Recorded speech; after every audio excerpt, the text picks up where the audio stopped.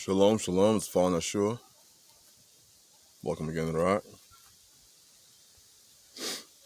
I turned on the news this morning, and one of the first stories that I saw on Drudge Report was that an apartment complex, I believe it was a 12-story apartment complex in Miami, Florida, collapsed.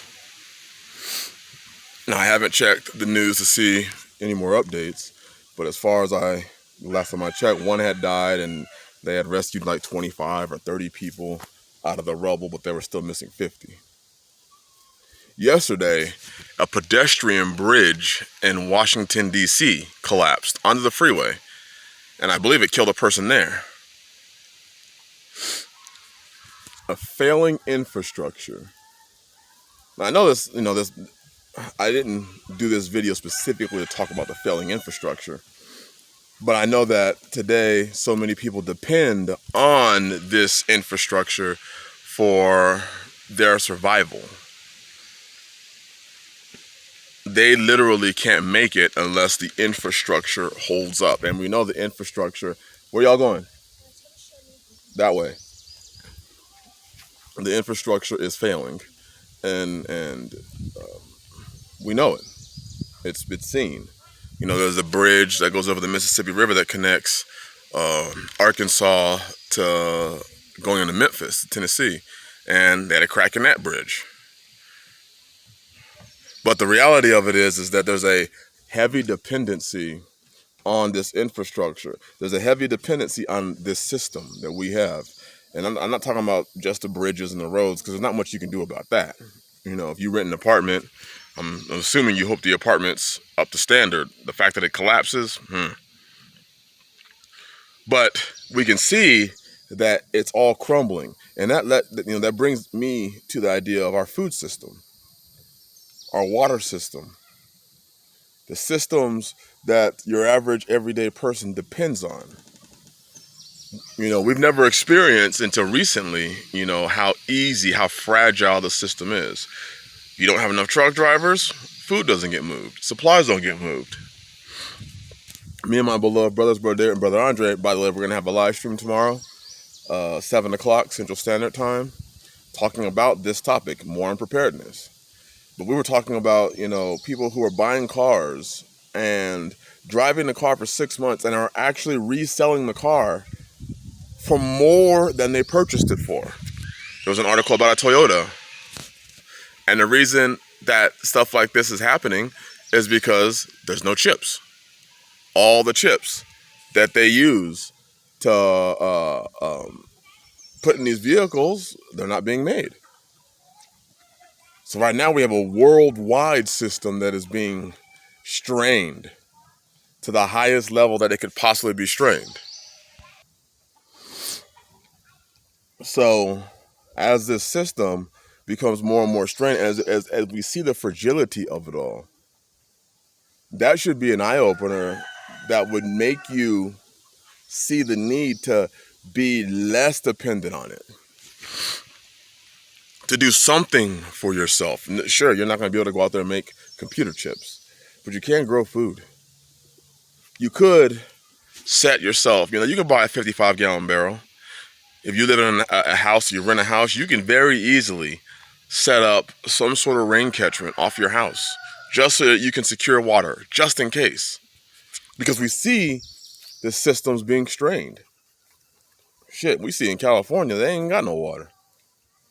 They are struggling because of what's going on over there. Imagine if a storm came through and you had, 200 gallons of water or a 325-gallon tote full of water. You could have watered your gardens. You could, and you should have an emergency store of water in your house right now. It shouldn't be anything to put back 100 gallons of water. Damn, if you live in an apartment right now, and you say, I don't know how, to get out of it, go out there and rent yourself a storage, unit. One of those U-Haul places. Put some food back in that thing. Put some water back in that thing. Put some food and water back in it. You can get those small storage units and put some food and water in it. Some extra clothes. We got to think bigger now. The system is so fragile. Things are literally falling apart right in front of our face. Every day it seems like something is falling apart. Some part of this system is falling apart, and we're able to see it. And I'm not talking about some great grand, everything's gonna fall down type of collapse. I'm just saying, man, the truck drivers, if they don't move the supplies, if there's not no truck drivers, supplies don't get moved. If gas prices go too high, supplies don't get moved. If they don't hire enough truckers, supplies don't get moved. If a bridge over the Mississippi goes down, barges are backed up, supplies don't get moved. If bridges collapse, you do understand, supplies don't get moved. They shut down economies, supplies don't get moved. Everything that happens affects the supply chain. It affects your ability to survive. Simply because we have such a heavy reliance on said system. Think about how much we rely on the system. We rely on it for heating. Well, the average person relies on it for heating. They rely on it for cooling. They rely on it for water. They rely on it for power or electricity. They rely on it for sewer to get rid of your waste. They rely on it to pick up their trash. They rely on it to supply them with food. They rely on it for every last thing in your life. The one thing that we do is we go out. The average person goes out, goes to work to make the money to pay somebody else to take care of them. Pay somebody else to provide all the things that they are going to need to live. The problem is it doesn't matter how much money you make. If things just aren't on the shelves, or if the pipes go dry, or if the electricity isn't flowing, or if whatever it is that happens, it doesn't matter how much money you have. At the end of the day, you're going to have, if one person has food and you have a ton of cash and this person says, hey, this loaf of bread is worth $500, you either pay that $500 or you don't eat. If you don't have, or you have to turn violent. Which is what it seems like the next alternative, the next phase of this whole thing is that people are just, and it's already happening, people are turning to violence. Whether it be to get what they need. They're saying, it's so funny.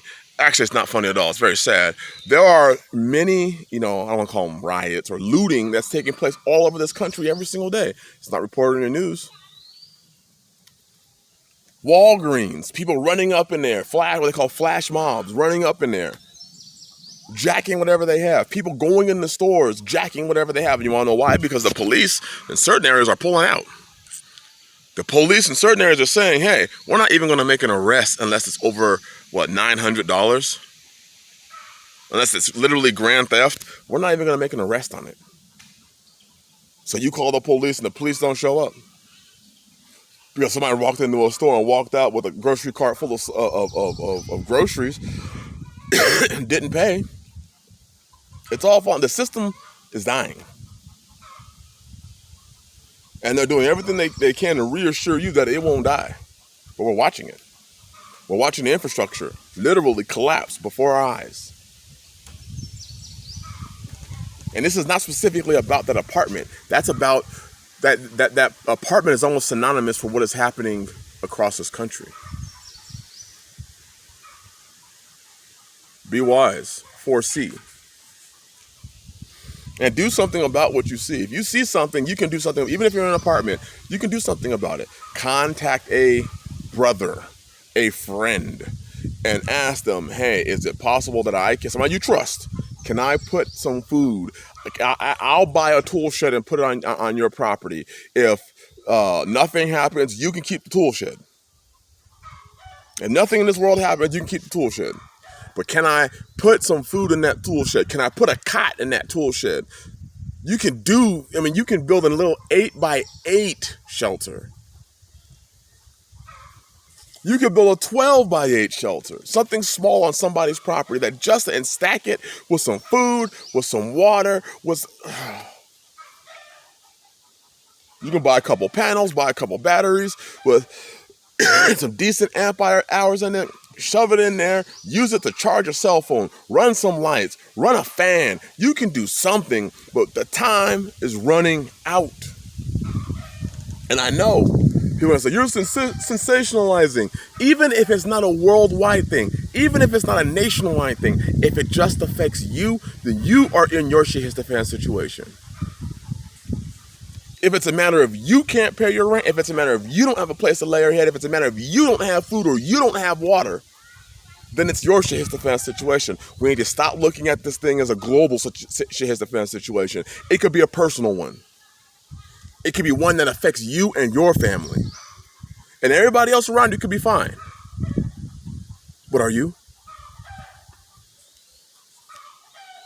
You gotta stop waiting. You gotta stop waiting to the last minute. It's falling. And you know what? When it falls, it doesn't affect everybody the same. It affects some much more than it affects others. Usually the people lower on the pole, they get affected the most. The ones on the top don't really get affected by this, but the ones on the bottom get affected greatly. Which is why if you are one of those on the bottom, as the Bible says, the rich man is known for his riches and the poor man for his skill. You should have an ample amount of skills, things that you have learned. You should know and master the art of improvisation. You should know how to make it. You should already know how to eat.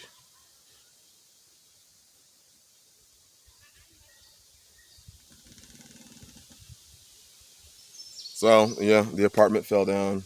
A bridge fell down, a pedestrian bridge in D.C. And everything's just going on as normal. It's just normal news done. Every time we see shit in the news today, it's just normal. It doesn't affect anybody. It doesn't bother anybody. It's just like, oh, that's just normal every day. They've led us to a point where we know how to live in shit. So many people are comfortable living in shit. Oh, the shelves are half filled. It's just normal. Oh, okay. Gas prices are rising. It's just normal. Oh, okay. Drought in California. It's just normal. Wildfires. It's just normal. So many things are produced in California. 90% of certain things like figs and kiwi, I think it was kiwis, and all sorts of other things are produced in California. 90%, these fields are not being planted. Oh, it's just normal. We just learn to live in the shit. It doesn't even bother us anymore until it affects us directly. It's falling. And you can see it. And it doesn't matter who you are or where you are. There's probably something you can do about it to at least put yourself in a better position tomorrow than you are today. If that means you go and buy a 20-cent pack of whatever from your favorite store, those little blue packs, and you go out there and you plant something. You did something. You did something. And then you do it one day, the next day you do it again, the next day you do it again, the next day you do it again, the next day you do it again. Most people who are financial savvy know that's how you have a savings account. You just put a little bit in there every single day, every single paycheck, and it adds up. Well, you should see your actions that way. Do something, whether it's a lot or a little, every day, and it'll add up. But if you wait until it's too late, hopefully I'll see y'all tomorrow, 7 o'clock Central Standard Time. We'll be discussing this. Bless y'all. Have a blessed 5th day.